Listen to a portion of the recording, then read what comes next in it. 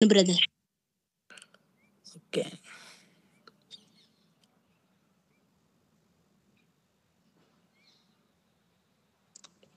Okay. మనం ఇప్పుడు ఈ 4th చాప్టర్‌కి వచ్చేసరికి మనం సింపుల్‌గా మీకు గుర్తుండడానికి కొన్ని కీ పాయింట్స్ లాగా కొన్ని విషయాలు చెప్తానన్నమాట అండి. 4th chapter. ఓకే. ఎక్స్‌ప్లనేషన్ అంతా అయిపోయింది. ఇక్కడ కీ పాయింట్స్ అనేది మనం రాసుకోవాలన్నమాట అండి. Key points. ఓకే. ఇప్పుడు చూద్దాం ఒకసారి.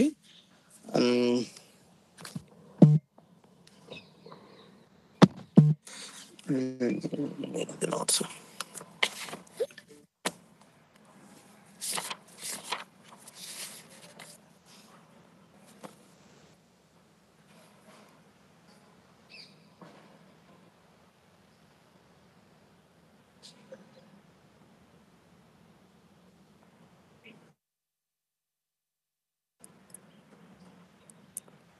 ఓకే.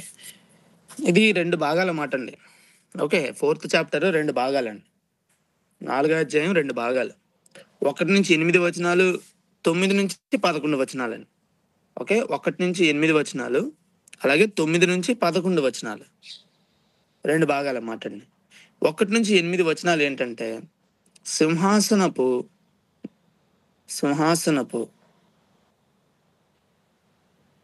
దృశ్యము లేదా సింహాసనపు దృశ్యం అని రాసుకోండి చాలు. 1-8 వచనాలు ఏంటంటే సింహాసనపు దృశ్యము.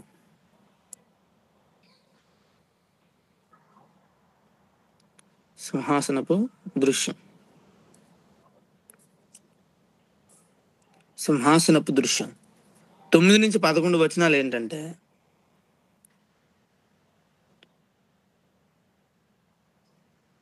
సింహాసనమందు ఆసీనుడై ఉన్న వానిని ఆరాధించుట. సింహాసనమందు ఆసీనుడై ఉన్న వానిని ఆరాధించుట.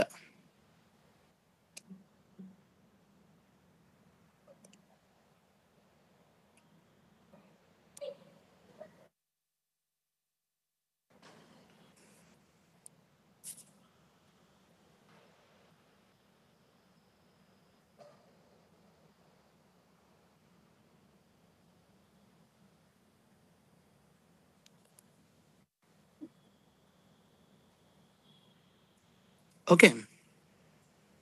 2. 1 సింహాసనం ఎలా ఉందో ఆయన దాన్ని నరేట్ చేశాడండి అద్భుతంగా. అసలు ఆయనకి ఆ దృశ్యం కనిపిస్తుంది. ఆయన ఏం చూసారో దాన్ని చక్కగా రాశాడన్నమాట అండి. ఆ తర్వాత అక్కడ జరుగుతున్న సంగతుల్ని ఆయన స్పీచ్ ఇచ్చాడన్నమాట అండి. అక్కడ ఏం జరిగిందో అనే దాన్ని తర్వాత చెప్పాడన్నమాట అండి. ఫస్ట్ ఆయన చూపు నాకు సూర్యకాంత పద్మరాగంలోను పోలినవాడు అనుకొని మొదలుపెట్టాడు. అంటే దేవుణ్ణి ఆయన నరేట్ చేయడం మొదలుపెట్టాడు అన్నమాట. ఆయనకి ఏం కనిపిస్తుందో దాన్ని నరేట్ చేశాడండి. ఆ తర్వాత అంతా ఏం చేశాడంటే అక్కడ ఏం జరుగుతుందో అనేది మనకి మెసేజ్ రూపంలో చెప్పాడన్నమాట. ఓకే.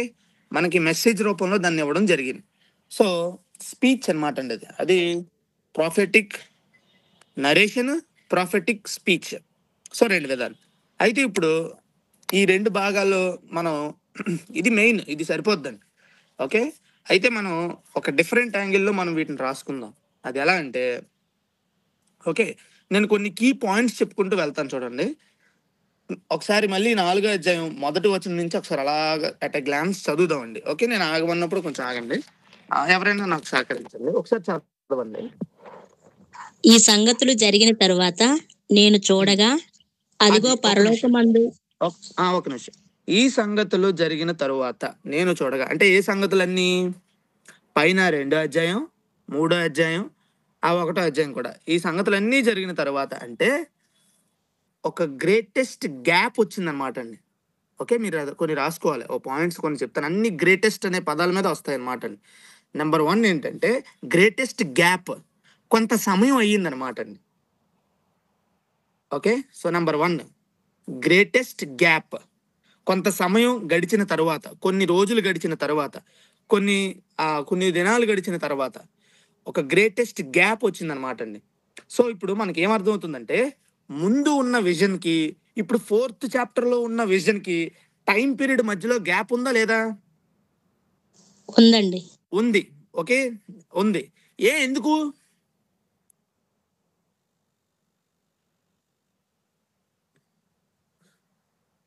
ఓకే, ఓకే, మనం ఇంకా ఆలోచిద్దాంలేండి. ఓకే, సరే, అది మనసులో పెట్టుకోండి.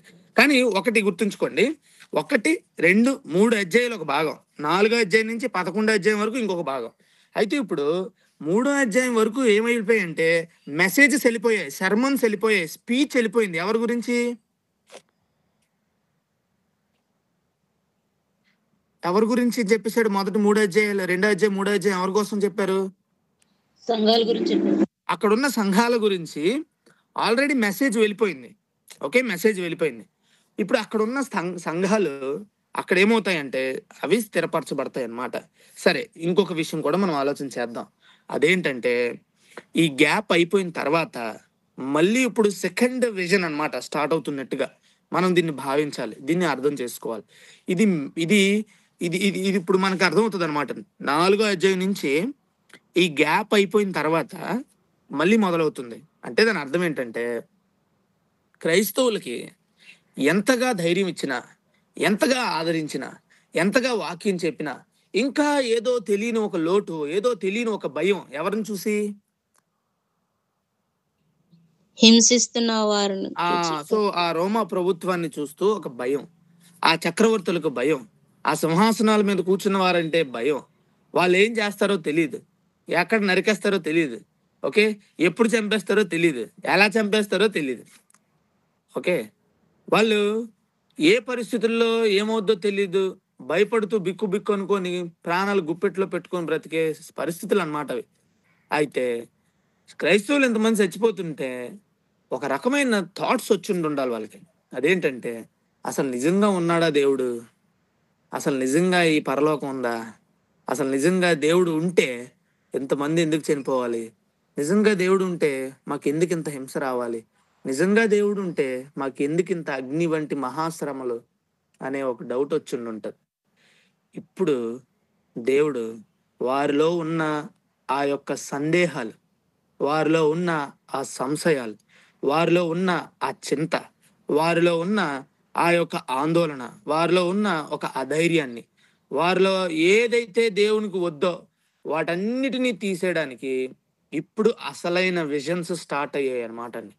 ఓకే, సో దేవుడు ఎట్ ఏ టైమ్ ఈ 4 నుంచి 11 అధ్యాయాల్లో దేవుడు ఒక పక్క క్రైస్తవులను ఆదరిస్తూ బలపరుస్తూ వారి విశ్వాసాన్ని స్థిరపరుస్తూనే మరొక వైపు హింసించే వారి విషయంలో ఆయన తీర్పు తీరుస్తాడు సుమా జాగ్రత్త అని తీర్పు ప్రసంగాన్ని కూడా చెప్పాడు అన్నమాట.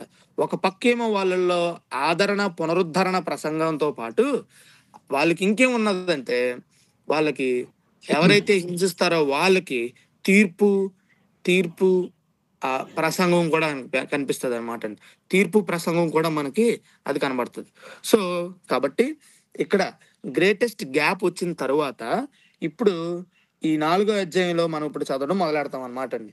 వాళ్ళు పరలోకం అసలు ఉందా లేదా అనే ఒక డౌట్ లో ఉన్నప్పుడు 4వ అధ్యాయం మనం చూసాం. ఓకే, జరుగుతున్న సిచ్యువేషన్ అంతా ఎక్కడ జరుగుతుంది? పరలోకంలో అండి. పరలోకంలో ఏం జరుగుతుందో చూసి చెప్పాడు. అంటే పరలోకం ఉందనా లేదనా? ఉందనండి. అది ఉంది, అది ఖచ్చితంగా ఉంది, అది ఖచ్చితంగా ఉంది.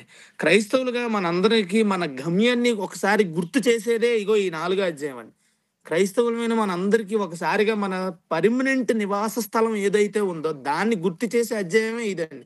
ఈ భూమి తాత్కాలికమైనది, శ్రమలు తాత్కాలికమైనది, 60, 70, 80 ఏళ్ళు బ్రతుకుతాం అంతేనండి. అంతే. ఇక్కడ జీవితం ఇక్కడ జీవితం చాలా తాత్కాలికమైనది. ఇక్కడ తర్వాత జీవించే జీవితం చాలా ఎక్కువైనది. ఇంకొకటి ఏంటంటే దేవుడు ఇక్కడ ఒక ఫిట్టింగ్ పెట్టారు. అక్కడ గొప్పదైన జీవాన్ని సంపాదించుకోవాలనుకుంటే ఇక్కడ ఉన్న 60, 70 ఏళ్ళ 80 ఏళ్ళ సంవత్సరాల్లో మనం దాన్ని సంపాదించుకోవడానికి ఇక్కడే ప్రయాస పడాలి. సో ఆ లింక్ ఇక్కడ అది పెట్టారనమాట అండి. ఓకే, సో ఇప్పుడు ఇక్కడ మనకు అదే అర్థమవుతుంది. ఒకటి ఈ సంగతులన్నీ జరిగిన తర్వాత అంటే ఆ గ్యాప్, ఆ గ్రేట్ గ్యాప్ ఇచ్చింది అనమాట అండి. ఆ నెక్స్ట్ ఏం జరిగిందో చూడండి. అదిగో పరలోకమందు ఒక తలుపు తెరువబడి ఉండెను. ఒక్క మరియు నిమిషం. నేను అదిగో అదిగో పరలోకమందు, అదిగో పరలోకమందు అంటే గ్రేటెస్ట్ ప్లేస్. ఓకే, రెండోది ఏంటంటే గ్రేటెస్ట్ ప్లేస్. పరలోకానికి మించిన మరొక స్థలం ఇంకెక్కడైనా ఉందా? లేదండి.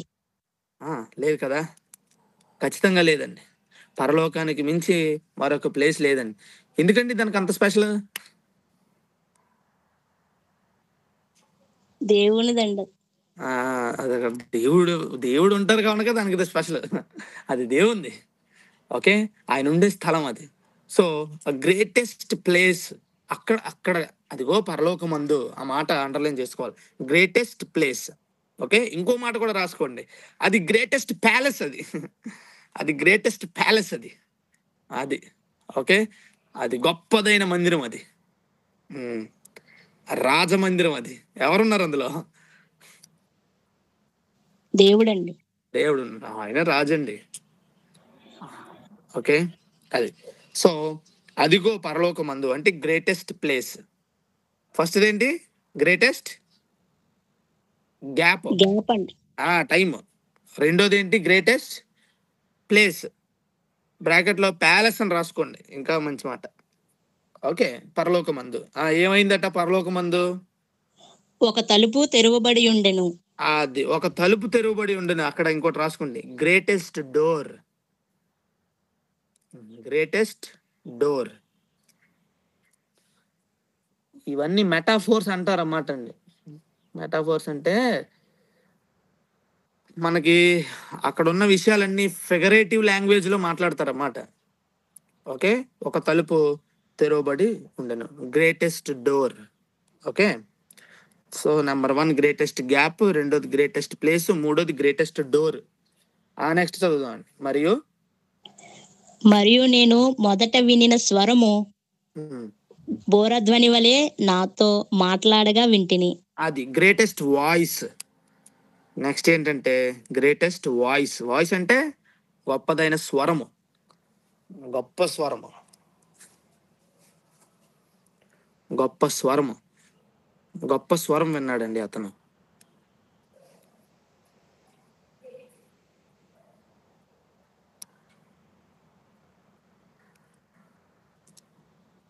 Greatest voice.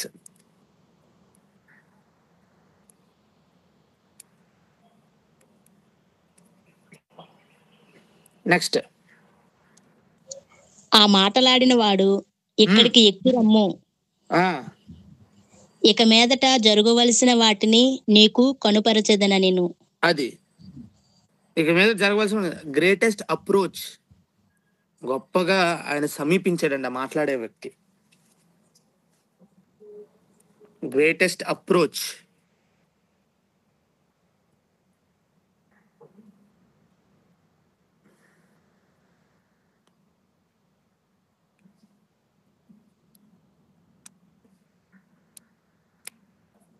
ఓకే, ఇక్కడికి ఎన్ని వచ్చాయి? 5 అండి. 5 వచ్చాయా? ఓకే, మొదటి వచ్చినవే కదా అది. ఫస్ట్ వచ్చిన అంతటికి ఎన్ని వచ్చాయంటే 5 పాయింట్స్ వస్తాయి. Greatest gap, greatest place, greatest door అండి. గ్రేటెస్ట్ వాయిస్, గ్రేటెస్ట్ అప్రోచ్, అదనమాట. Okay, so 5. ఇప్పుడు రెండో వచనంలోకి వెళ్దాం అండి. వెంటనే నేను ఆత్మవశుడునైతిని. వెంటనే ఆత్మవశుని అయితేని అనగానే మనకు అర్థమైపోలే, గ్రేటెస్ట్ విజన్ స్టార్ట్ అయిందండి. గ్రేటెస్ట్ విజన్ స్టార్ట్ అయిందనమాట. Okay, greatest vision.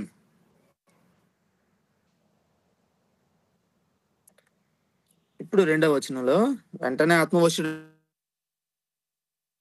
అంటే గ్రేటెస్ట్ విజన్ స్టార్ట్ అయింది అనమాట అండి. అది అప్పుడు ఏం చూశాడు ఇతను? అదిగో పరలోకమందు ఒక మీరు రెండవ సింహాసనము వచనమే కదా వేయబడి పెట్టుకుంటున్నారు. ఉండెను. మీరు ఎలా రాస్తారంటే ఫస్ట్ వర్షన్ పెట్టుకొని 5 పాయింట్లు వచ్చాయి కదా. అవునండి. ఓకే, 5 వచ్చాయి. ఇప్పుడు రెండవ వచనం. ఇప్పుడు రెండవ వచనంలో మొదటిది వచ్చింది ఏంటి? Greatest vision. Okay. Greatest vision. ఇప్పుడు రెండోది రాసుకోండి. చదవండి ఒకసారి. అదిగో పరలోకమందు ఒక ఒక సింహాసనము సింహాసనము వేయబడి వేయబడి, ఉండెను అది చాలు. ఒక సింహాసనం వేయబడి ఉండెను. గ్రేటెస్ట్ థ్రోన్ అంటే అతి గొప్పదైన సింహాసనం అన్నమాట అండి. ఈ అఫీషియల్ రోమన్ ఎంపరర్ ఉండే అలాంటి థ్రోన్ కాదది. ఓకే, అలాంటి సింహాసనం కాదది. ఓకే, ఓ యుఎస్ ప్రెసిడెంట్ గా ఉండే అలాంటి సీట్ కాదది, అలాంటి థ్రోన్ కాదది. ఓకే, ఒక ప్రైమ్ మినిస్టర్ కి ఉండే అలాంటి థ్రోన్ కాదది. ఒక డిస్ట్రిక్ట్ కలెక్టర్ కి ఉండే థ్రోన్ లాంటిది కాదది. ఓకే, ఈ మనుషులకి వేసే సింహాసనం వంటి సింహాసనం కాదది. అంత గొప్పదైన అతి ఉన్నతమైన సింహాసనం అది. ఇప్పుడు ఆ గ్రేటెస్ట్ థ్రోన్ మనకు కనిపిస్తుంది అనమాట అండి. ఆయన చూడండి ఎంత అద్భుతంగా ఇక్కడ ఆయన నరేట్ చేస్తాడంటే మనకే గూస్ బంప్స్ వస్తాయండి చదువుతున్నప్పుడు. ఓకే, ద గ్రేటెస్ట్ థ్రోన్ మనకు కనిపిస్తుంది. ఓకే, త్వరగా రాసేసుకోండి. ఈ దేవుని సింహాసనం గురించి కొన్ని పాయింట్స్ నేను చెప్తాను.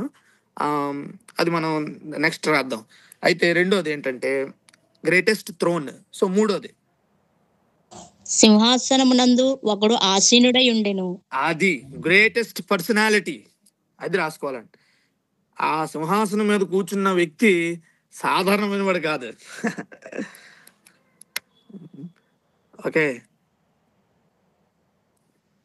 మనల్ని సృష్టించినోడు అండి అతను, మన దేవుడు అండి.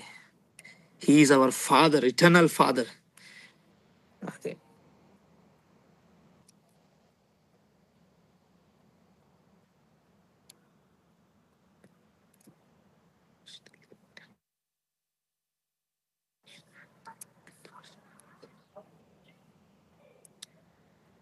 ఓకే, 3 పాయింట్స్ అయ్యాయి బ్రదర్. అంతే అండి. రెండవ వచనంలో ఎన్ని పాయింట్లు వచ్చాయి? 3. అవును. Okay, so greatest first one vision start అయింది. గ్రేటెస్ట్ థ్రోన్ అంటే గొప్ప సింహాసనం. మూడోది గ్రేటెస్ట్ పర్సనాలిటీ. ఆ సింహాసనం మందు కూర్చున్నాడు మామూలుడు కాదని అది. ఓకే, సో సింహాసనాసీనుడే ఉన్నాడు. ఇప్పుడు మూడో వచనం.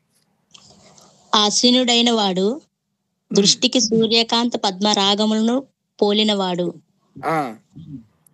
మరకతము వలె ప్రకాశించు మేఘధనుస్సు సింహాసనమును ఆవరించి ఉండెను. ఓకే, ఇప్పుడు అక్కడ మూడో వచనం పెట్టుకోండి. మూడో వచనంలో మళ్ళీ కొన్ని విషయాలు ఉన్నాయి. అదేంటంటే గ్రేటెస్ట్ యాట్రిబ్యూట్స్ అంటారు. గ్రేటెస్ట్ యాట్రిబ్యూట్స్, లక్షణాలు, గొప్ప లక్షణాలు మనకు అక్కడ కనిపిస్తాయి మూడో వచనంలో. మనం గత వారం చూసినట్టుగా ఒక రాజునో ఒక నాయకుడినో వర్ణించండి అంటే ఎలా వర్ణిస్తామో ఇప్పుడు దేవుణ్ణి వర్ణించాలి. ఆయనేమో చూస్తే ఆత్మస్వరూపి. ఓకే, ఇప్పుడు ఎలా వర్ణించగలడు యోహాను అంటే ఆయన లక్షణాలను ఎంచుకున్నాడు అన్నమాట అండి. ఇదే ఆ మెటాఫోర్స్ యూజ్ చేయడం అనమాట. ఆ స్పెషల్ ఫిగరేటివ్ లాంగ్వేజ్ ని ఆయన యూజ్ చేశాడు అనమాట అండి. ఓకే, సో ఇప్పుడు సూర్యకాంత పద్మరాగములను పోలినవాడు ఏంటి దాని అర్థం ఏంటి? నీతి న్యాయం. ఓకే, నెక్స్ట్ మరకతము వలె ప్రకాశించు మేఘధనస్సు అంటే ఏంటేంటి? మాట తప్పని వాడు. ఆయన మాట తప్పని వాడు దేవుడు. Okay, you can bet on God. మీకు అర్థమవుతుంది కదా?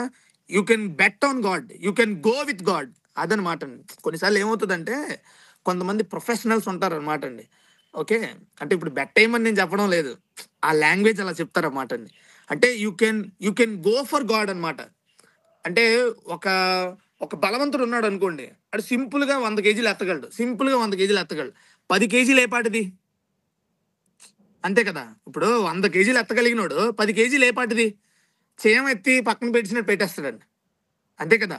ఇప్పుడు దేవుడు ఆయన ఎనార్మస్ పవర్ అయింది, ఎక్స్ట్రీమ్ లెవెల్లో ఉంది ఆయన పవర్. ఆయనకి ఏ పాటిది? ఏదైనా ఏ పాటిది? సో అదనమాట అండి. ఇప్పుడు ఆయనకి ఏ పాటిది ఈ భూమిని తుడిచేయడానికి?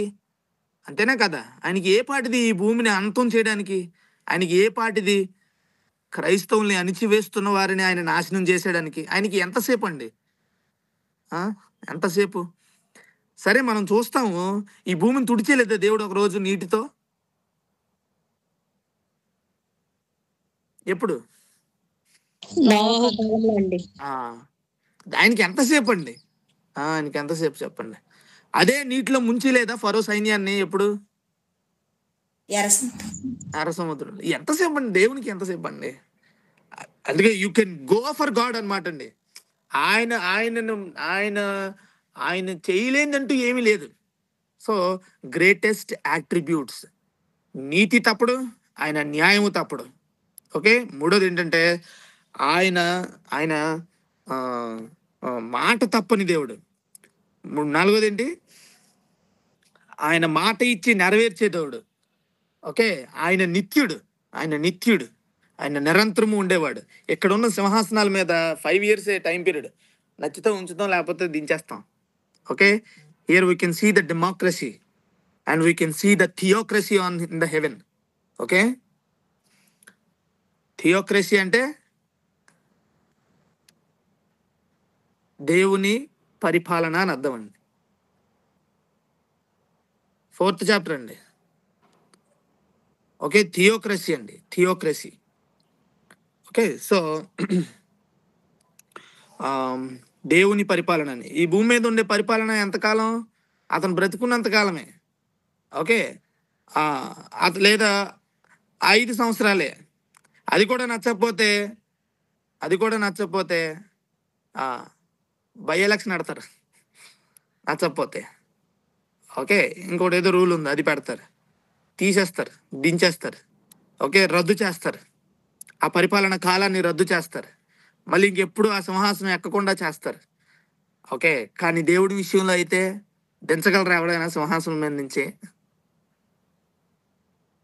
ఎవరి వల్లైనా అవుతుందండి? అది అవ్వదు. ఓకే, సో అందుకోసమనే దేని బట్టి అవ్వదంటే ఆయన యాట్రిబ్యూట్స్ని బట్టి, ఆయన యాట్రిబ్యూట్స్ని బట్టి. అది ఓకే. సో గ్రేటెస్ట్ యాట్రిబ్యూట్స్ మనకు కనిపిస్తాయి. ఎన్నో వచనం ఇది? 3 అండి. 3వ వచనం. ఓకే, ఇప్పుడు now comes the fourth verse. చదువుదాం, 4వ వచనం చదువుదాం. సింహాసనము చుట్టూ 24 సింహాసనములుండును. అది ఓకే, 20 ఆ సింహాసనం చుట్టూ 24 సింహాసనాలు ఉన్నారు. ఎవరు కూర్చున్నారు దాని మీద? ఆ ఈ సింహాసనముల యందు సింహాసనములలో 24 పెద్దలు తెల్లని వస్త్రములు ధరించుకొని తమ తలల మీద సువర్ణ కిరీటములు పెట్టుకొని వారే కూర్చున్నారు. ఓకే, మనం గత వారం చూసాం కదా వీళ్ళు. ఓకే, సో గ్రేటెస్ట్ బిలీవర్స్ వీళ్ళు, విశ్వాసులు, గ్రేటెస్ట్ బిలీవర్స్. ఎన్నో వచనం ఇది? 4th అండి. 4th verse లో ఒకటే, greatest believers, greatest believers, greatest believers.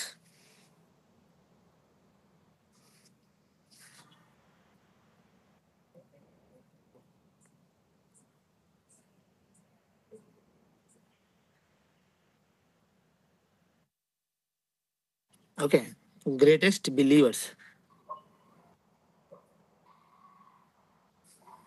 4వ verse. Okay, so great. 5వ వచనంకి వెళ్దాం అండి. ఇప్పుడు పక్కన 5 పెట్టుకుని 5వ వచనంకి వెళ్దాం. ఆ సింహాసనములో నుండి మెరుపులను, ధ్వనులను, ఉరుములను బయలుదేరుచున్నవి. అబ్బా, మరియు ఆ సింహాసనము ఎదుట 7 దీపములు ప్రజ్వలించుచున్నవి. అవి దేవుని 7 ఆత్మలు. ఓకే, దాని ముందుకు వెళ్దాం. ముందు ఆ సింహాసనములో నుండి ఏమొస్తున్నాయట? మెరుపులు, ధ్వనులు, ఉరుములు బయలు వెళ్ళుచున్నవి. ఓకే, అది ఇక్కడ మీరు రాసుకోవచ్చు. ఇక్కడ డైరెక్ట్ గా రాసుకోండి.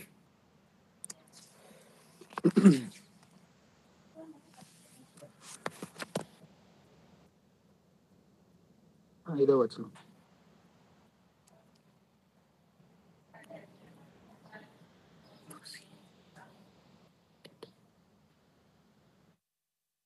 ఓకే, గ్రేటెస్ట్ ప్రొసీడింగ్స్ అంటారండి. Greatest proceedings, PROCEEDINGS, proceedings.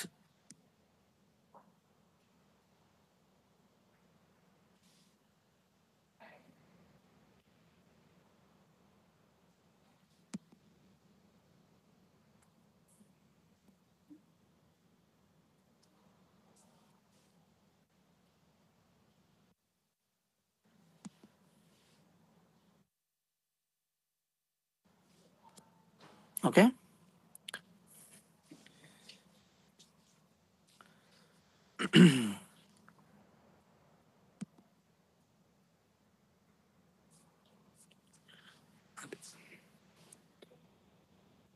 Greatest proceedings అంటారన్నమాట. అంటే సింహాసనంలో నుంచి ఏం బయలుదేరుతున్నాయంటే ఉరుములు, మెరుపుల ధ్వనులు అవి బయలు వెళ్ళుచున్నాయి అన్నమాట అండి. అది గ్రేటెస్ట్ ప్రొసీడింగ్స్. ఓకే, ఎన్నో వచనం ఇది? 5వ వచనం కదా. ఇప్పుడు 5వ వచనంలో ఇంకో మాట రాసుకుందాం.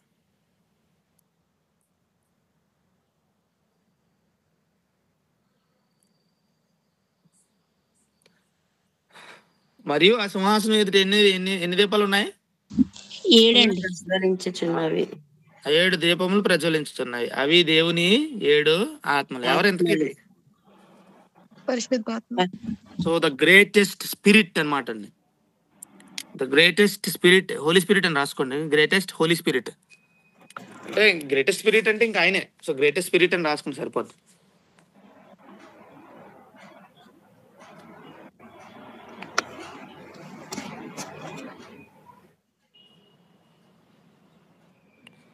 సో గొప్ప ఆత్మ అన్నమాట అండి, గ్రేటెస్ట్ స్పిరిట్. ఒకసారి 3వ అధ్యాయం 1వ వచనం చదవండి ఒకసారి. సార్డిస్లో ఉన్న సంగపు దూతలు ఇలాగూ వ్రాయము, ఉమ్, 7 నక్షత్రములను దేవుని 7 ఆత్మను గలవాడు చెప్పు సంగతులు ఏవనగా. అది దేవుని 7 ఆత్మలు అక్కడ ఉంది చూసారా. దేవుని 7 ఆత్మలు గలవాడు చెప్పు సంగతులు అంటే అక్కడ పరిశుద్ధాత్మ గురించి అనమాట అండి. అలాగే 1వ అధ్యాయం 4వ వచనంలో చివరి మాట కనిపిస్తుందండి. 1వ అధ్యాయం 4వ వచనంలో చివరి మాట, ఆయన సింహాసనం ఎదుటనున్న 7 ఆత్మల నుండి అని ఉంటుంది. Okay, this is all about the greatest holy spirit కోసం అనమాట అండి. 1వ అధ్యాయం 4వ వచనం, 3వ అధ్యాయం 1వ వచనం, 5వ అధ్యాయం 6వ వచనం. ఓకే, ఇది కూడా 4వ అధ్యాయం 5వ వచనంలో కూడా, 5వ అధ్యాయం 6వ వచనంలో కూడా ఉంటుంది.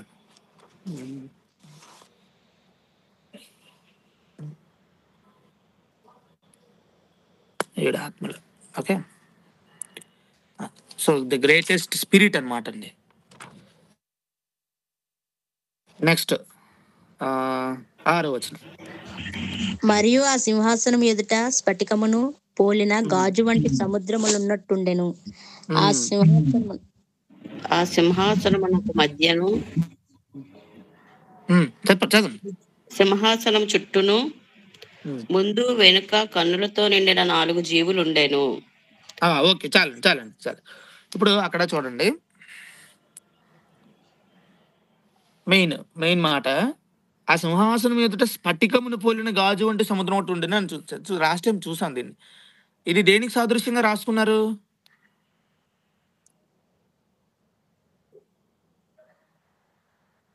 రాశారా లాస్ట్ వీక్? చెప్పమ్మా. దేవుణ్ణి మనుషుణ్ణి వేరు చేసేది పరిశుద్ధ స్థలము, అతి పరిశుద్ధ స్థలం. ఓకే, ఇంకా దగదగ మెరిసే సముద్రం గాజు వంటి. అంతే రాశారా? ఓకే, ఇప్పుడు ఒకసారి మళ్ళీ ఒకసారి క్లియర్గా చెప్తాను చూడండి. ఇప్పుడు ఇది ఒక ఫ్లోర్ లాంటిది అనమాట అండి. ఓకే, ఒక ఫ్లోర్ లాంటిది. మీరేమో దూరంగా నుంచున్నారు, అక్కడేమో నీకు లాస్ట్ టైం చెప్పినట్టు మీరేమో సముద్రం ఒడ్డున కూర్చున్నారు. మీరు సూర్యుడు ఉదయిస్తున్నాడు అనమాట అండి. ఆ సూర్యుడు ఉదయిస్తున్నప్పుడు అలా సూర్యుడు సముద్రం మీద నుంచి అలా మీదకు వస్తున్నప్పుడు ఆ సూర్యరశ్మి, ఆ సూర్య వెలుగు, ఆ సూర్యుడి యొక్క వెలుగు కరెక్ట్గా ఆ సముద్రం మీద పడినప్పుడు సముద్రం ఏమవుద్ది?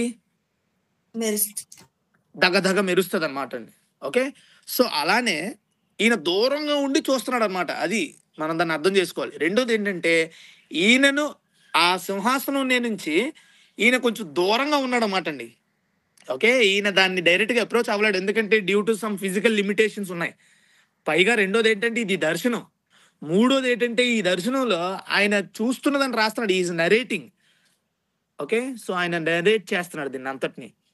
ఓకే, విజన్లో మనం ప్రతి పిన్ టు పిన్ గాజు అంటే ఏంటి, స్ఫటికం అంటే ఏంటి అని మనం ప్రతి దాన్ని మనం అంటే మనం దాన్ని టీచ్ చేయడానికి అవ్వదు. ఓకే, సో ఇంటర్ప్రిటేషన్ రూల్స్ ఒప్పుకోవన్నమాట. సో అందుకోసం ఏంటంటే ఒక సముద్రం ఒడ్డున మీరు కూర్చొని సూర్యోదయాన్ని మీరు చూడడానికి వెళ్ళినప్పుడు మీకు ఆ వెలుగు, ఆ లైట్నింగ్ కరెక్ట్గా ఆ సముద్రం మీద పడినప్పుడు సముద్రం ఎలాగైతే దగ్గ మెరుస్తుందో అలాగే ఈయన కూడా ఒక ఫ్లోర్లో ఉన్నాడు అనమాట అండి. దేవునికి దూరంగా ఉన్నాడు అనమాట అండి. He separate from God. కాబట్టి ఆయన వెలుగు ఆ ఫ్లోర్ మీద పడి ఉండాలి.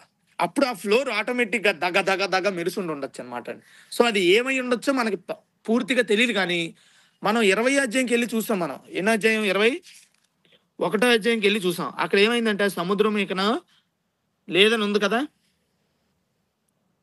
అవునండి. సముద్రం ఇకనో లేదని ఉంది. అది అనమాట. సో ఇక అక్కడి నుంచి లేదు. So there is no separation.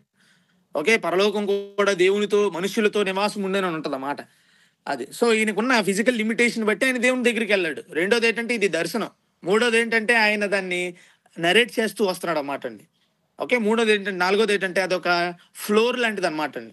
ఆయన తేజస్సు, ఆయన వెలుగు, ఆ యొక్క మెరుపులు, ఉరుముల, ఆ శబ్దాల మధ్యలో, ఆ వెలుగుల మధ్యలో ఆయనకున్న ఆ తేజస్సు, ఆ చుట్టూ ఉన్న సూర్యకాంతపు పద్మరాగంలో పోలినవాడు ఉన్నాడు కదా, ఆ వెలుగు, ఆ లైట్నింగ్ ఆ ఫ్లోర్ మీద పడినప్పుడు అది దగ్గ మెరిసి ఉండొచ్చు అనమాట అండి. ఓకే, సో ఇప్పుడు ఆ సింహాసనం ఎలాగుందో చూసారా. దాన్ని మనం అప్రోచ్ అవ్వగలమా అంటనే అది. Okay, so the greatest sea అని రాసుకోండి.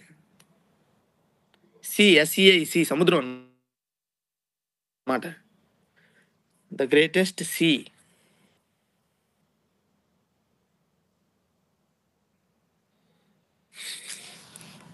లేదా ద గ్రేటెస్ట్ సెపరేషన్ అని కూడా రాసుకోండి. The greatest separation. యాజకుడు డైరెక్ట్గా వెళ్ళిపోతాడా ప్రతిసారి అతి పరిశుద్ధ స్థలంలోనికి?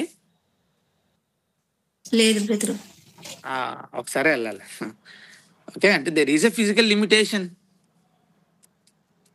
అది జాతీయ ప్రాయశ్చిత్తం చేస్తున్నప్పుడు అది ఆ ఎంట్రన్స్ అన్నమాట. అది మనకి అర్థం అవుతుంది క్లియర్గా. గాడ్తో మీటింగ్ మామూలు కాదన్నమాట అండి. ఓకే, సో అది అక్కడ జరిగేది. ఇప్పుడు పరలోకం నిజంగా ఉందా లేదా? అలా చెప్తుంటే ఉంది, అది ఉందండి. అది మర్చిపోకూడదు. ఓకే, ఇప్పుడు నెక్స్ట్ గ్రేటెస్ట్ సి లేదా గ్రేటెస్ట్ సెపరేషన్ అనేది మనకు అర్థమవుతుంది. ఎన్నో వచనం ఇది? 6వ వచనంలో ఒకటి వచ్చింది కదా. ఇప్పుడు రెండోది. ఓకే, నెక్స్ట్ ఆ సింహాసనమునకు చుట్టూ ముందు వెనుక కన్నులతో నిండిన 4 జీవులు ఉండేను. అది చాలండి. గ్రేటెస్ట్ ఏంజిల్స్ అండి వాళ్ళు.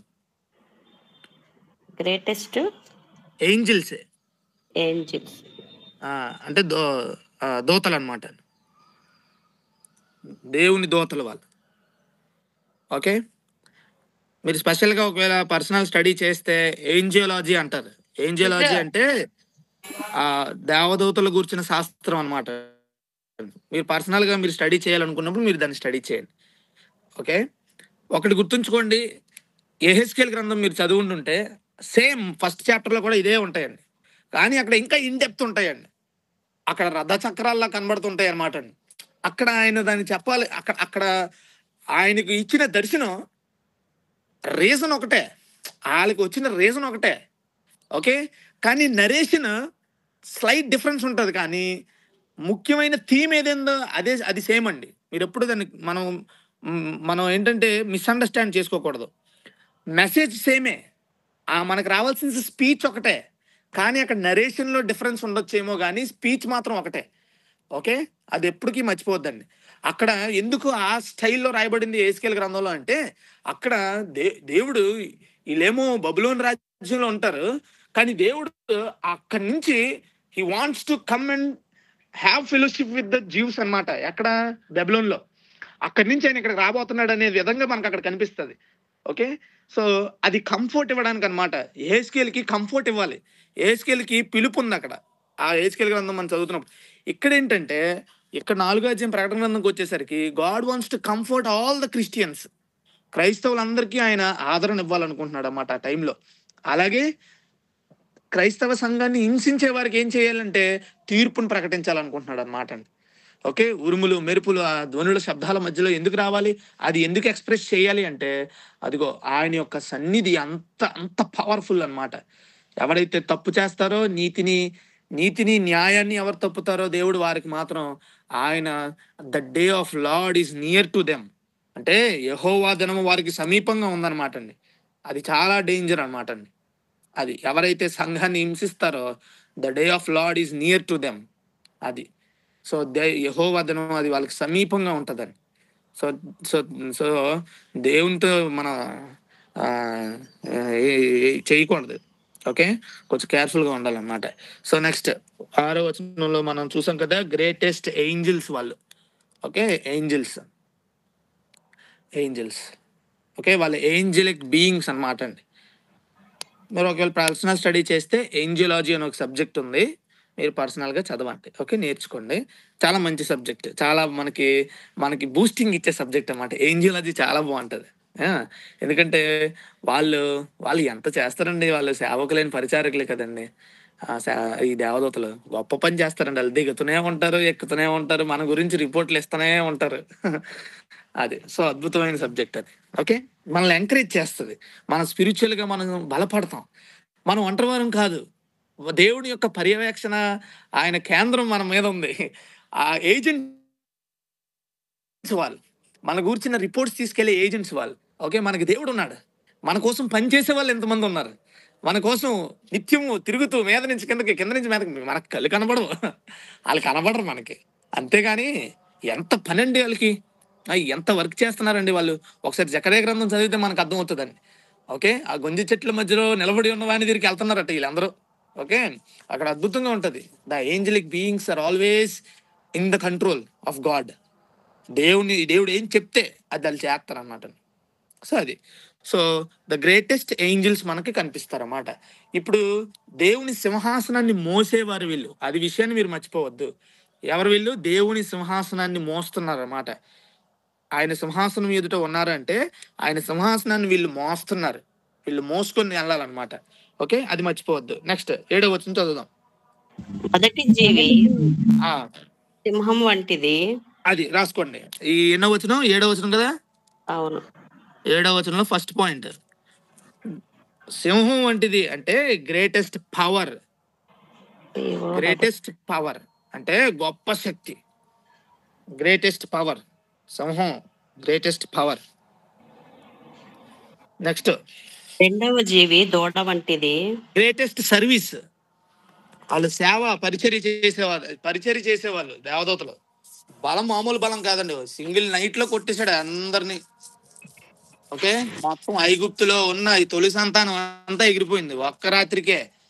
ఓకే, ఒక రాత్రి కూడా పట్టలేదండి, అంత స్పీడ్గా అయిపోయింది మొత్తం. So greatest power, 2 greatest service చేస్తారు వాళ్ళు. మూడోది ఏంటంటే మూడో జీవి మనుష్యుని ముఖము వంటి ముఖము గలది. ఆ గ్రేటెస్ట్ ఇంటెలిజెన్స్.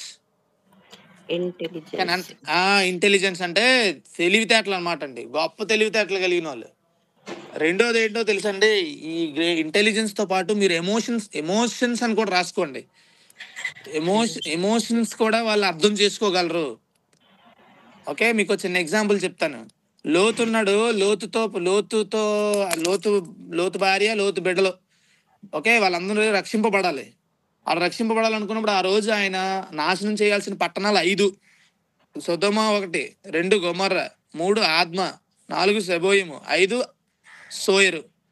Okay, Sawyer. ఇలా ఈ 5 ప్రాంతాలు నాశనం చేయాలన్నప్పుడు ఇతను పరిగెత్తలేను, నా వల్ల అవ్వదు, ఈ కొండ దాటి అని అన్నాడు. నేను దాటలేను అన్నాడు.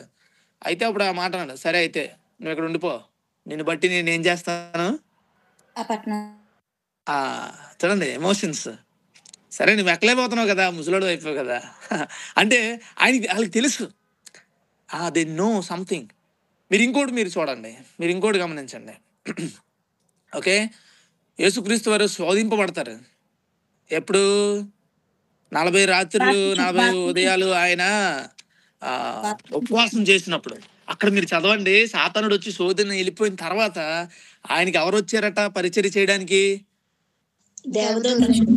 దేవదూతలు వచ్చారని ఉంటదండి. ఓకే, ఎందుకు అక్కడ ఎంత స్పెషలో తెలుసండి, అది అద్భుతం అన్నమాట. ఆ రెఫరెన్స్ ఎక్సలెంట్ అనమాట అండి. ఆ టైంలో ఆయన చచ్చిపోతాడు అనమాట అండి. అంత ఘోరం, 40 రోజులు 40 రాత్రులు అంటే ఎక్కడే ఎలా ఉండగలడు ఉపవాసం? ఓకే, ఆయనకున్న ఫిజికల్ లిమిటేషన్స్ చాలా ఉన్నాయి. ఓకే, ఎలా ఉండగలడు ఆయన అంటే మీరు గమనించండి, ఆ రోజు అక్కడికి ఆ దేవదూతలు వచ్చి పరిచర్య చేశారంటే there is something emotional bonding అనమాట అండి. ఎవరెవరికి? యేసుక్రీస్తు. అది అక్కడున్న ఈ దూతలకు అర్థమవుతాయి. They have some emotional connections. మనం దాన్ని అర్థం చేసుకోవాలన్నమాట. ఇంకోటి ఏంటంటే వాళ్ళు సైమిల్టేనియస్గా వాళ్ళు వెంటనే రెస్పాండ్ అవ్వగలరు అన్నమాట అండి. ఈ విషయాన్ని మనం మర్చిపోవద్దు. వాళ్ళు వెంటనే తగిన సమయం ముందు వాళ్ళు వెంటనే రెస్పాండ్ అవ్వగలరు. దానికి తగినట్టుగా వాళ్ళు రెస్పాండ్ అవ్వగలరు. ఎందుకంటే వాళ్ళకి వెంటనే దేవుడి నుంచి న్యూస్ వచ్చేది వాళ్ళకి. అదనమాట అండి. So greatest intelligence, greatest emotions రెండు ఉన్నాయి, అది మర్చిపోవద్దు. ఓకే, అలాగనే వాళ్ళు మనుషులు కాదు. ఓకే, అలాగనే వాళ్ళు మనుషులు కాదు, అలాగనే వాళ్ళు దేవుడు కాదు. ఓకే, ఆ విషయాన్ని మర్చిపోవద్దు. నాలుగవ జీవి ఎగురుచున్న పక్షిరాజు వంటిది. అది గ్రేటెస్ట్ స్విఫ్ట్నెస్ అనమాట అండి. గ్రేటెస్ట్ స్విఫ్ట్నెస్ అంటే అతి వేగవంతమైనది అనమాట అండి. చాలా స్పీడ్ అనమాట అండి. అంతరిక్షంలోకి పంపిస్తారండి ఈ శాటిలైట్లు. ఓకే, 9,000 10,000 కిలోమీటర్ల వేగంతో వెళ్ళిపోతుంటాయి అవి ఆకాశంలో. ఇటు అటు తిరిగేస్తుంటాయండి. 15,000 అన్ని వేల కిలోమీటర్ల స్పీడ్తో వెళ్ళిపోతాయండి అవి. ఓకే, ఈ భూమి 1,00,000 కిలోమీటర్ల వేగంతో తిరిగేస్తుంది. ఓకే, మనకి అర్థమవుతుంది అనమాట ఏంటంటే ఈ ఈ ఈ భూమిలో ఎంత స్పీడ్గా వెళ్ళిపోతున్నాయంటే ఆయన చెప్పే దేవదూతలు ఇంకెంత ఫాస్ట్గా చేస్తాయి. ఆయన ఇచ్చే మాట కొరకు వాళ్ళు రెడీగా ఉంటారు అనమాట అండి. ఆ పని చేయడానికి, ఆయన చిత్తాన్ని జరిగించడానికి వాళ్ళు చాలా రెడీగా ఉంటారు అనమాట అండి. చెప్పగానే వెంటనే చేసేస్తారు అనమాట అండి. అంత ఫాస్ట్. వాళ్ళ రెస్పాన్స్ టైమ్ చాలా ఫాస్ట్ అండి. ఓకే, వాళ్ళ రెస్పాన్స్ టైమ్ చాలా క్విక్గా ఉంటుంది, చాలా ఫాస్ట్గా ఉంటుంది అనమాట. సో ఇప్పుడు మనం 4 విషయాలు చూస్తాం. Greatest power, 2 greatest service, 3 greatest intelligence, greatest emotions, last the greatest speed లేదా గ్రేటెస్ట్ స్విఫ్ట్నెస్. చాలా వేగంగా వెళ్ళిపోతారు అనమాట. ఏదైనా చాలా ఫాస్ట్గా చేయగలరు వాళ్ళు. అది దాని మీనింగ్. ఓకే, సో ఇదంతా కూడా 7వ వచనం అనమాట అండి. 4 వచ్చాయా 7వ వచనంలో? అవును, వచ్చాయి బ్రదర్. ఓకే అండి, నెక్స్ట్ 8వ వచనం. ఈ 4 జీవులలో ప్రతి జీవికి 6 రెక్కలుండెను. అవి చుట్టూను రెక్కల లోపటను కన్నులతో నిండి ఉన్నవి. చాలండి. ఇక్కడ మన లాస్ట్ వీక్ చెప్పినప్పుడు ఏం రాసుకున్నారు? 6 రెక్క. వాళ్ళు ఏంటంటే వాళ్ళు అంటే దాన్ని ఎలా పర్యవేక్షణ కేంద్రం అనమాట అండి. వాళ్ళు పర్యవేక్షిస్తూ ఉంటారు, వారు అన్ని చూస్తూ ఉంటారు, రిపోర్ట్స్ ఇస్తూ ఉంటారు మన గురించి. ఓకే, గాడ్స్ సెక్యూరిటీ ఏజెంట్స్ అండి వీళ్ళందరూ. ఆయన చెక్ చేస్తూనే ఉంటాడు. ఆయన అన్ని మన గురించి రిపోర్ట్స్ ఎప్పటికప్పుడు వీళ్ళు ఇస్తూనే ఉండాలన్నమాట అండి. ఇప్పుడు దేవుడు చూడలేడా? ఇవన్నీ నిర్వహించలేడా? దేవుడు చేయగలడు. కానీ ఆయన దేవుడు కదండి. ఆయన పనులు పెట్టుకుంటాడు, ఆయన వాళ్ళతో చేయించుకుంటాడు పనులు. ఆయన దేవుడు, అంతే కదండి. ఇప్పుడు ఈ దేవదూతలు ఎప్పటికప్పుడు వాళ్ళు అంటే ఈ పర్యవేక్షణ బృందం అనమాట అండి. వాళ్ళు ఎవరి గురించి రిపోర్ట్స్ ఇవ్వాలి?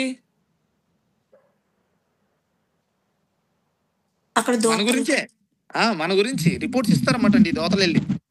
ఓకే, లోపలను బయటను కన్నులు కలిగి ఉన్నాడు, భలే చెప్పాడండి. ఓకే, సో కాబట్టి ఆ పర్యవేక్షణ బృందం అనమాట అండి. దీన్ని మనం ఏమందామంటే గ్రేటెస్ట్ సెక్యూరిటీ ఏజెంట్స్ అని పెట్టండి. ఇంకా మంచి పదం నేను వచ్చే వారం చెప్తాను, ఇది అందకలు రాయండి. గ్రేటెస్ట్ సెక్యూరిటీ సెక్యూరిటీ ఏజెంట్స్ అని పెట్టుకోండి. ఏజెంట్స్.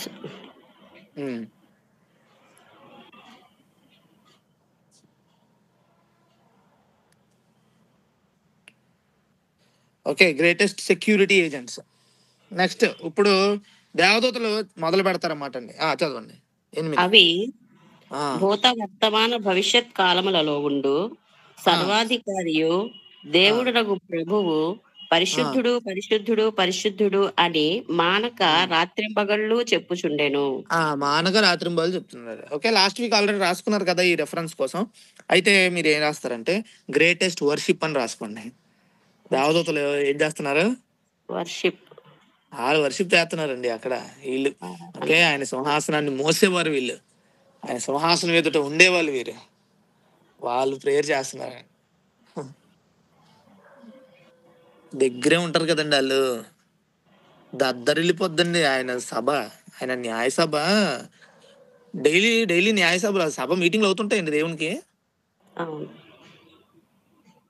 ఇప్పుడు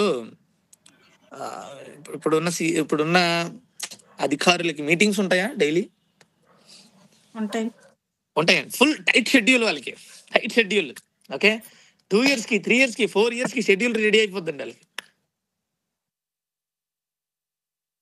దేవునికి మీటింగ్లు అవ్వండి, దేవునికి షెడ్యూల్ ఉంది, దేవునికి న్యాయసభలు అవ్వా. అలాంటి న్యాయసభ అయినప్పుడే పిలిచాడు ఒకసారి ఎవరి గురించి మాట్లాడడానికి. యోబు కొరకండి. వెరీ నైస్, పిలిచాడు ఒకసారి రమ్మని. ఓకే, అప్పుడు వచ్చాడు సాతాను. అవి ఏం మీటింగ్లు అవ్వ అంటే ఏ మీటింగ్ అవ్వ తెలియదు. ఆ రోజు పెద్ద మహాసభ ఏదో అయ్యి ఉంటది. ఆ రోజు అందరికి పిలిపి వెళ్ళింది. ఆ రోజు అపవాది కొడుకులు పిలిచారని రమ్మని. మరి ఆ తర్వాత ఏం మీటింగ్లు అయ్యి దేని గురించి ముందు మాట్లాడుకున్నారు మనకు తెలియదు. అంటే డైలీ నిత్యం న్యాయసభ జరుగుతూనే ఉంటుందా అంటే ఎప్పుడు జరుగుతూనే ఉంటుంది. మీకు కీర్తన గ్రంథం చదవండి, దేవదూతలు దద్దరిల్లిపోతుంటారు అన్నమాట అండి, భయపడిపోతారు ఆయన దేవుని యొక్క ఆయన తీర్పులు చూసి. ఓకే, సో ఆయన ఉనికిని చూసి భయపడి వాళ్ళు ఏం చేస్తున్నారంటే ఆయన స్టాండర్డ్స్ని చూసి, ఆయన ఎపీరియన్స్ని చూసి, లేదా ఆయన ఉన్న ఉనికిని చూసి వీళ్ళు భయపడిపోయి వాళ్ళు వర్షిప్ చేస్తున్నారు అన్నమాట. ఓకే, ఇంక నోట్లో నుంచి ఇంకేం వస్తుందంటే ఇంకా సాగిలి పడిపోతారు అన్నమాట. అంతే, ఆయన ఉనికి అలాంటిది. అంత పరిశుద్ధుడు, అంత గొప్పవాడు, అంత గొప్ప న్యాయాధిపతి, అంత గొప్ప న్యాయంగా పరిపాలన దేవుడు, అంత గొప్ప సృష్టికర్త దేవుడు. దెబ్బకి కాళ్ళు 2 రెస్పాండ్ అయిపోతుంది.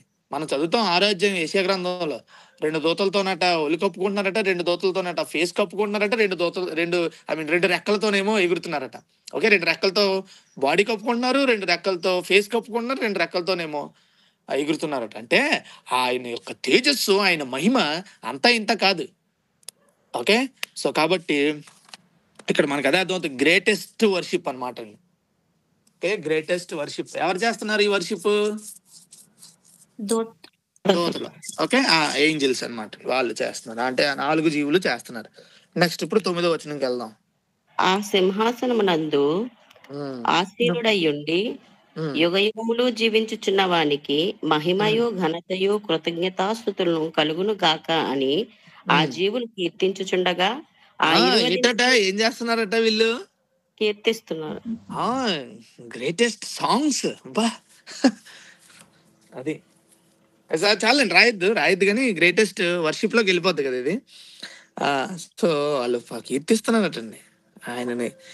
ఓకే, యెహోవా పరిశుద్ధుడు పరిశుద్ధుడు పరిశుద్ధుడు అని గాన ప్రతిగానాలు చేస్తున్నారు అన్నమాట. అది నెక్స్ట్ ఇప్పుడు 10వ వచనంకి వెళ్ళిపోదాం. పెద్దలు సింహాసనమునందు ఆసీనుడయ్యుండు అని ఎదుట సాగిలపడి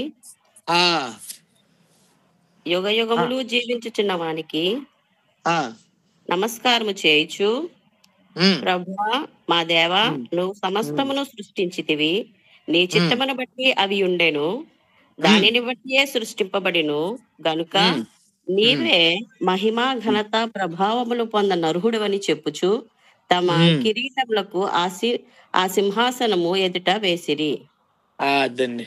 ఓకే, ఇక్కడ గ్రేటెస్ట్ వర్షిప్ ఒకటేమో దేవదూతలు చేశారు, ఆ తర్వాత దేవుడు అక్కడ ఉన్న 24 పెద్దలు కూడా చేశారు. ఓకే, లాస్ట్ ఏంటంటే గ్రేటెస్ట్ సబ్మిషన్ మనకు కనిపిస్తుంది. ఓకే, వాళ్ళ కిరీటాలు ఇచ్చాడండి దేవుడు, కానీ అది ఏం చేశారు? అవి కూడా ఇచ్చేసారండి వెళ్ళి.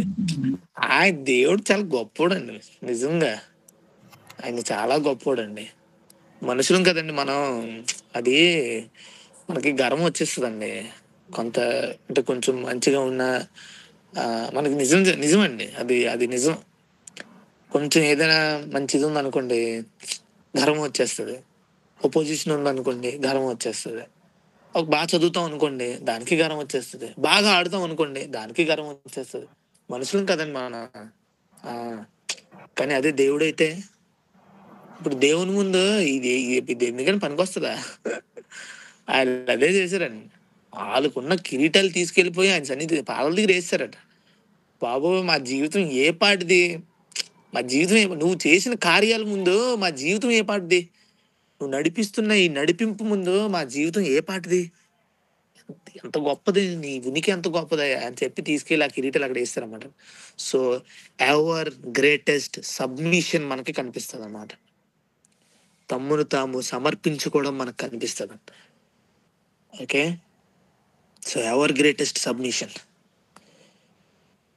ఇప్పుడు చెప్పండి, మొదటి వచనంలో ఏముంది? Greatest gap. ఓకే, 8 నుంచి 11 వచనాలు రాసేసుకోండి. 8 నుంచి 11, 8 వచనం, 9 నుంచి 9 నుంచి 9 నుంచి 11 వచనాలు. 9 నుంచి 11 వచనాల్లో greatest worship, greatest submission. Okay, రాసుకున్నారు కదా? రాసుకున్నాం బ్రదర్. ఓకే అండి. ఇప్పుడు ఫస్ట్ రెఫరెన్స్ లో ఏముంది? Greatest gap. సమయం, టైం పట్టింది. 2 గ్రేటెస్ట్ ప్లేస్. ప్లేస్ ప్యాలెస్ అని కూడా రాసుకోవచ్చు. Okay, next greatest door. Greatest door, voice, greatest approach. Okay, మొదటి వచనంలో 5 విషయాలు అన్నమాట అండి. అన్ని గొప్పవే. దేవుడు కూడా గొప్పవాడే.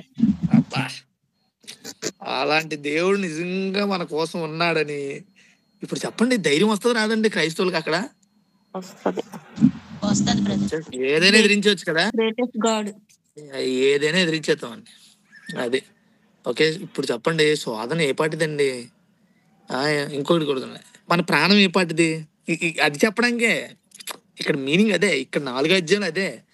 అదేంటంటే ఇక్కడ చంపేస్తున్నారు, ఇక్కడ జీవితం ఏ పాటిది? అక్కడికి వచ్చేయండి. అది అది అది గొప్ప ప్లేస్. ఓకే, సరే 2వ వచనంలో 3 greatest vision. Vision. 2 throne. Greatest throne అంటే గొప్పదైన సింహాసనం. 3 గ్రేటెస్ట్ పర్సనాలిటీ. అది బ్రాకెట్ లో పర్సనాలిటీ దగ్గర గాడ్ అని పెట్టుకోండి. గాడ్ ద ఫాదర్ అని పెట్టుకోండి. God the father.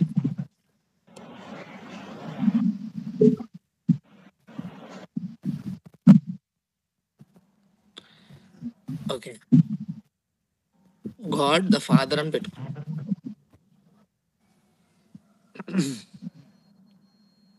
నెక్స్ట్ 3వ వచనం. 3వ వచనంలో ఏముంది? గొప్ప లక్షణాలు. 4వ వచనంలో గ్రేటెస్ట్ బిలీవర్స్, గొప్ప విశ్వాసం ఉన్నారా? 5వ వచనంలో greatest proceeding, greatest spirit. Bracket లో హోలీ స్పిరిట్ అని పెట్టుకోండి. గ్రేటెస్ట్ స్పిరిట్ దగ్గర హోలీ స్పిరిట్ అని పెట్టుకోండి. నెక్స్ట్ 6వ వచనం. గ్రేటెస్ట్ సీ, గొప్ప సముద్రం. గ్రేటెస్ట్ సెపరేషన్, గొప్పగా వేరుపరచబడ్డాడు. దేవునికి ఆయనకి మధ్యలో ఒక అడ్డు ఉందన్నమాట. అది నెక్స్ట్ గ్రేటెస్ట్ పవర్. ఇప్పుడు గ్రేటెస్ట్ ఏంజిల్స్. అది గ్రేటెస్ట్ ఏంజిల్స్. ఓకే, ఇప్పుడు 7వ వచనంలో మొదటిది ఏంటంటే గ్రేటెస్ట్ పవర్, అథారిటీ అని కూడా రాసుకోండి. అథారిటీ, గ్రేటెస్ట్ పవర్, అథారిటీ కూడా. అది గ్రేటెస్ట్ అథారిటీ కూడా. Next greatest service. తర్వాత greatest intelligence, greatest emotions. Last greatest speed, swiftness అండి. స్పీడ్. ఓకే, 8వ వచనంలో సెక్యూరిటీ ఏజెంట్. ఆ, అది నేను దాని గురించి ఇంకో మంచి పదం ఉంటది, నేను అది చెప్తాను ఒకసారి. ఓకే, ఒక మంచి వర్డ్ ఉంది, అది నేను చెప్తాను తర్వాత. కానీ అందరికి ఇది రాసుకోండి. గ్రేటెస్ట్ ఏజెంట్స్ అనమాట అండి వాళ్ళు. ఓకే సరే, next 9-11 greatest worship, greatest submission. Okay, ఇదన్నమాట అండి. ఇది 4th చాప్టర్ అన్నమాట అండి. ఓకే, అన్ని ఫింగర్ టిప్స్ మీదకి వచ్చాయి కదా. అవును బ్రదర్. సో ఇది 4వ అధ్యాయం అంతా గ్రేటెస్ట్ విజన్ అనమాట అండి. అది గ్రేట్ గాడ్. గ్రేట్ గాడ్, అదే గ్రేట్ గాడ్ ద ఫాదర్ అన్నమాట. 5వ అధ్యాయంలో ఉంటాడండి. గ్రేట్ గాడ్ ద సన్ కనిపిస్తారు అన్నమాట అండి. ఎవరు? యేసుక్రీస్తు వారు. దద్దరు వెళ్ళిపోద్ది 5వ అధ్యాయం. ఓకే, భలే ఉంటదండి నిజంగా. ఆయన లాంటి దేవుడు ఇంకెక్కడ దొరుకుతాడు మనకి? ఎక్కడ ఎక్కడ దొరుకుతాడండి అసలు? ఆ? గొప్పోడండి యేసుక్రీస్తు వారు. మనకి కనిపిస్తుంది 5వ అధ్యాయంలో. బా, మనం మీకు డైరెక్ట్ గా ఉంటే బాగుంది, ఇంకా బాగా చెప్తున్నామో కానీ మనకి మన మన మన హృదయాలు నిజంగా ఎంత ధైర్యం వస్తుందంటే, ఆయన ఉన్నాడు కదా చాలే అనిపిస్తుంది, ఇంకేట్లే అనిపిస్తుంది అది. ఓకే, సో ఈ సింహాసనం గురించి కొన్ని చెప్దాం అనుకున్నాను కానీ టైం చాలలేదు. వచ్చే వారం ఇంకా చెప్తానండి. నేను 8 పాయింట్లు రాశాను దాని గురించి. అంటే అక్కడ ఆ మాట ఉంది కదా, ఎన్నో వచనం అంటే 2వ వచనం చూడండి. అదిగో పరలోకమందు ఒక సింహాసనము వేయబడి ఉండేనే ఉంది కదా. ఆ ఒక్క రెఫరెన్స్ మనం ఆలోచన చేయాలన్నమాట అండి. ఎందుకు అంటే ఆ ఒక్క రెఫరెన్స్ లో చాలా చాలా ఇన్ డెప్త్ మీనింగ్ ఉందన్నమాట అండి. ఓకే, ఒక సింహాసనం వేయబడి ఉంది. ఓకే, అది ఏం ఎక్స్ప్రెస్ చేస్తుంది? ఓకే, అది ఏమి ఎక్స్ప్రెస్ చేస్తుంది మనం వచ్చే వారం దాన్ని చూద్దాం. ఓకేనా? లాస్ట్ లో కొన్ని స్టేట్మెంట్స్ ఇస్తాను ఆ సింహాసనం గురించి. నిజంగా మన మన హృదయాలు బలపరచబడతాయి అన్నమాట అండి. చాలా మనకి మేలుగా ఉంటాయి ఈ మాటలు. ఓకే, సో చాలా ఓపికగా విన్నారు. మీ అందరికి వందనాలు. ఏమైనా డౌట్స్ ఉంటే నాకు తర్వాత అడగండి, నేను చెప్తాను. తర్వాత అది నోట్స్ 4th చాప్టర్కి. ఓకే, 2 భాగాలండి. 1 నుంచి ఎన్నో వచనం వరకు రాశారు? 8వ వచనం వరకు. ఫస్ట్ భాగం అది దృశ్యం, సింహాసనపు దృశ్యం. నెక్స్ట్ 9-10 సింహాసనం ముందు ఆసీనుడై ఉన్న వారిని ఆరాధించడం. అది okay. The throne 2, the worship 2 అనమాట అండి. ద థ్రోన్, ద వర్షిప్ 2 భాగాలు. ఓకే, సో మిగిలిన అన్ని ఇవన్నమాట. సో చాలా ఓపికగా విన్న మీ అందరికి వందనాలు. దేవుడు ఇంకా మనల్ని బలపరచాలని ప్రేయర్ చేస్తూ ముగిస్తున్నాను. చిన్న ప్రేయర్ చేసి క్లోజ్ చేసేద్దాం. ఓకే, ప్రేమ గల మా తండ్రి దేవ, మీ మహోన్నతమైన ప్రేమతో మమ్మల్ని అందరినీ